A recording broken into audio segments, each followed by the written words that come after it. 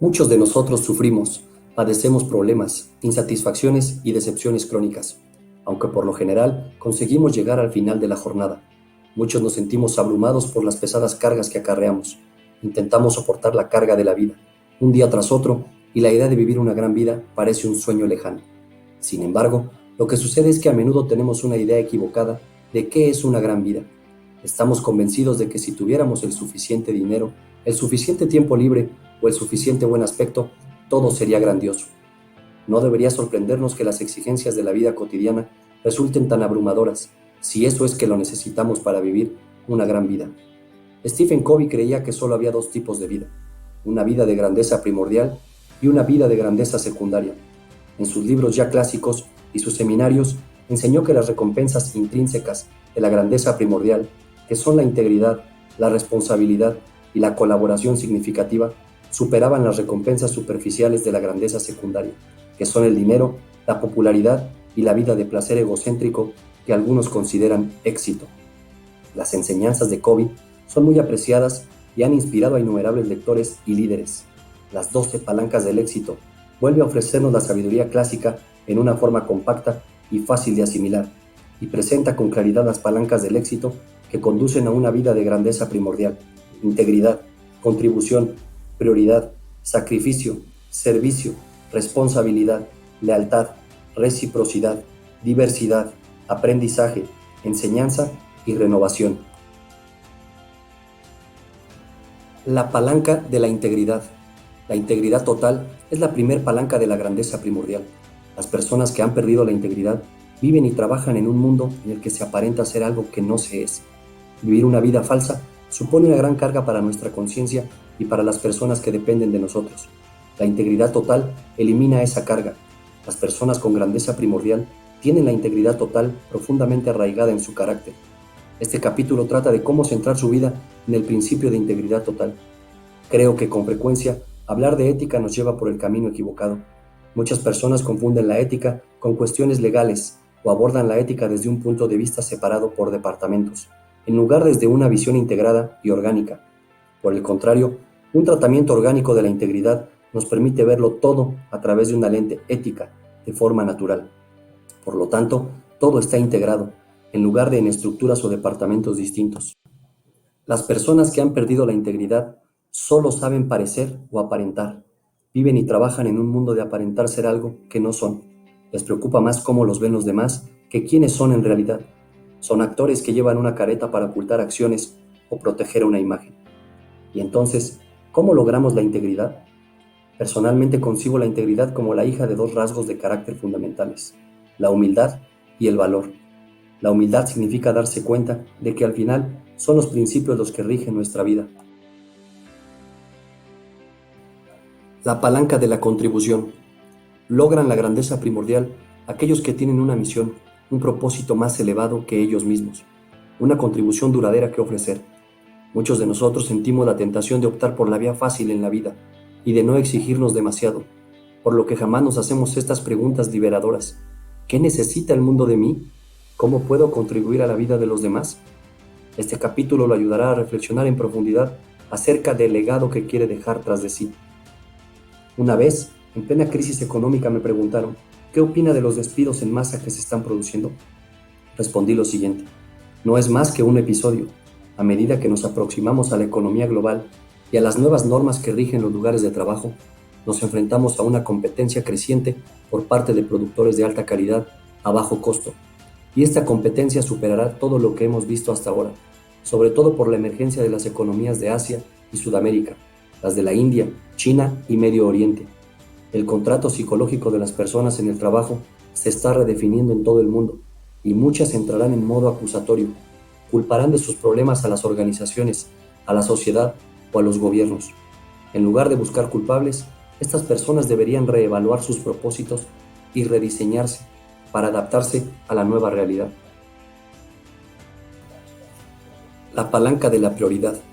La clave reside en no priorizar lo que está en nuestro programa, sino en programar nuestras prioridades. Pasar de la grandeza secundaria a la grandeza primordial significa que las cosas que, con demasiada frecuencia, anteponemos en nuestras vidas, deben pasar a ser las últimas. Hay cosas que sencillamente son más importantes que otras. De hecho, algunas son tan importantes, como la vida, la salud o la familia, que el resto son triviales en comparación. Si sus días están llenos de distracciones fatales, como tareas sin importancia en el trabajo y ocio sin fin, debe aplicar la palanca de las prioridades clave. Este capítulo trata de cómo diferenciar entre lo primordial y lo secundario, y de cómo garantizar que lo primero realmente sea lo primero. ¿Cómo identificar qué es lo primero? ¿Qué es lo más importante en su vida? Una buena manera de responder a esta pregunta es ¿qué me hace único? ¿Cuáles son mis dones únicos? ¿Qué hago que nadie más pueda hacer? La eficiencia y la efectividad son cosas distintas. La efectividad tiene que ver con el resultado y la eficiencia tiene que ver con el proceso. La palanca del sacrificio. La grandeza primordial depende de la sinergia, el milagro que sucede cuando todos contribuyen con lo mejor de sí mismos y a nadie le preocupa quién se lleva el mérito.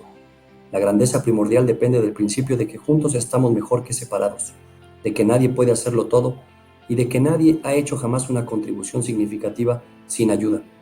La carga de intenciones egoístas ocultas hace que demasiados de nosotros no estemos dispuestos a sacrificar algo de orgullo o de ambición para servirle al bien común.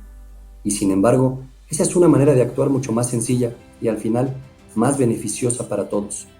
He descubierto que, a no ser que alberguemos en el corazón el deseo de sacrificarnos por el otro, el vínculo entre seres humanos, entre maestro y alumno, entre proveedor y cliente, entre padre e hijo, no llegan a forjarse jamás. Es necesario sacrificar el ego y decir con sinceridad, me abriré a ti y te escucharé, para ver qué podemos crear juntos para nuestro beneficio mutuo. Esto exige cierto sacrificio personal. Sacrificarse significa venerar.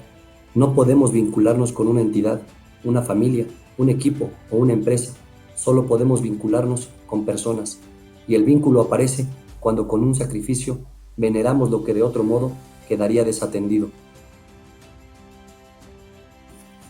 La palanca del servicio. Al final de nuestras vidas, no seremos juzgados por cuántos diplomas hemos recibido, por cuánto dinero hemos conseguido o cuántas cosas grandes hemos logrado. Seremos juzgados por tuve hambre y me diste de comer, estuve desnudo y me vestiste, no tenía casa y me diste posada. Con las personas, las pequeñas cosas son las cosas más grandes. El principio de servicio es muy personal, consiste en darse uno mismo. El toque personal es importante con el 90% de las personas y capacita al resto. El egoísmo está en el origen de las cargas más pesadas que nos toca llevar en la vida, mientras que servir a otros aligera la carga. Es la esencia misma de la grandeza primordial. La grandeza secundaria no tiene nada que ver con el servicio.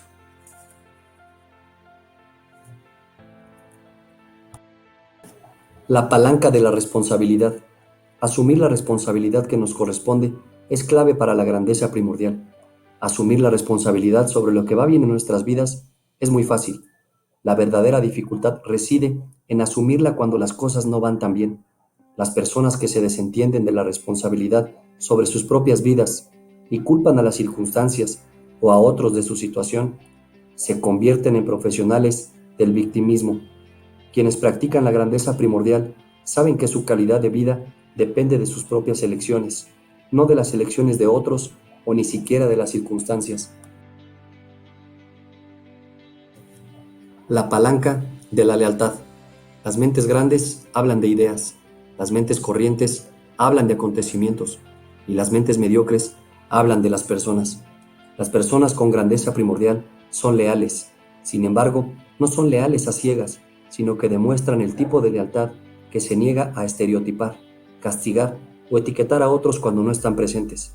La mayoría de nosotros soportamos la pesada carga de la falta de respeto hacia los demás, del orgullo o incluso del desprecio por las imperfecciones de quienes nos rodean. Si somos capaces de liberarnos de las expectativas poco realistas en relación con los demás y de serles fieles en tanto que seres humanos, podremos librar a nuestras espaldas de una carga muy pesada. La prueba definitiva de grandeza primordial es la capacidad de demostrar lealtad a personas que no están presentes. Cuando el otro no está con nosotros, está en la oscuridad, no sabe qué decimos de él, ni si le somos leales o no. La palanca de la reciprocidad. Es una certidumbre humana absoluta que nadie puede conocer su propia belleza ni percibir su propia valía hasta que las ve reflejadas en el espejo de otro ser humano que lo ama y lo respeta. La grandeza primordial se basa en el principio de la reciprocidad. Lo que entregamos nos es devuelto. El concepto de justicia está muy arraigado en todas las culturas. Quienes creen en la grandeza secundaria quieren inclinar en su favor la balanza de todas las relaciones y se rigen por un lema: ¿y yo qué me llevo? Por el contrario, quienes se rigen por el principio de la reciprocidad saben que no se puede ganar en la vida si los demás no ganan también. ¿Y yo qué me llevo? Hay personas que no se preguntan otra cosa más que esa. Y cuando resulta que esas personas son nuestros amigos, nuestros hijos o nuestra pareja, nos enfrentamos a un gran reto. Si hablamos del ámbito empresarial y estas personas son nuestros empleados o nuestros clientes, nos enfrentamos a un reto similar. Tenemos que cambiar la relación ganar-perder por una relación ganar-ganar.